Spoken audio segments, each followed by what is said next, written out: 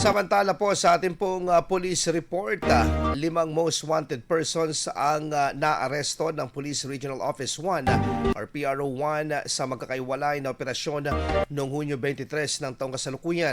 Bilang bahagi po yan ng pinaigting na kampanya laban sa mga taong may nakabimbing warrant of arrest. Sa Quezon City, inaresto ng mga operatiba ng Vigan City Police Station na pakikipag-ugnay ng Quezon City Police District ang isang junk dealer na residente ng Vigan City, Ilocos Sur. Ang suspect na nakalista bilang top 7 most wanted person sa lalawigan at nahaharap sa kasong paglabag sa Comprehensive Dangerous Drugs Act of 2002. Sa Dagupan City, nadakip naman ng mga tauhan ng Dagupan City Police Office Station 2. Kasama ang CIDMU at CIU, ang isang lalaking estudyante na residente ng lungsod. Siya ay tinuturing na top 2 most wanted person sa antas ng lungsod at nahaharap sa kasong rape. Sa hiwalay na operasyon, inaresto rin ng Station 6 ng Dagupan City Police Office, katuwang ng CIU, CMFC at CIDMU, ang isang construction worker na residente ng Dagupan City at nakalista bilang top 3 most wanted person sa city level dahil sa paglabag sa ilang probisyon ng Republic Act No. 9165 o Comprehensive Dangerous Drugs Act.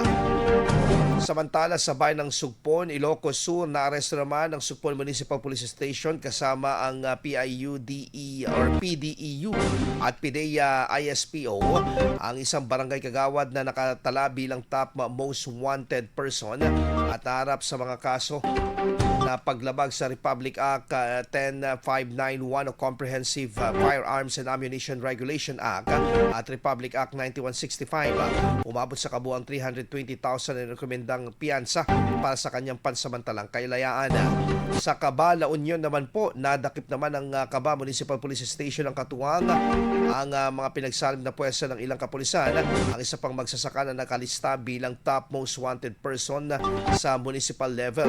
Naharap naman siya sa kasong act of lasciviousness na may nirekomendang piyansang 120,000 pesos. Ayon sa PRO 1, patuloy ang kanilang pagpapaigting ng kanilang operasyon upang maaresto ang mga taong may kinakaharap na kaso at mapanatili ang kaayusan at kapayapaan sa buong rehiyon. IFM News. IFM News. IFM News.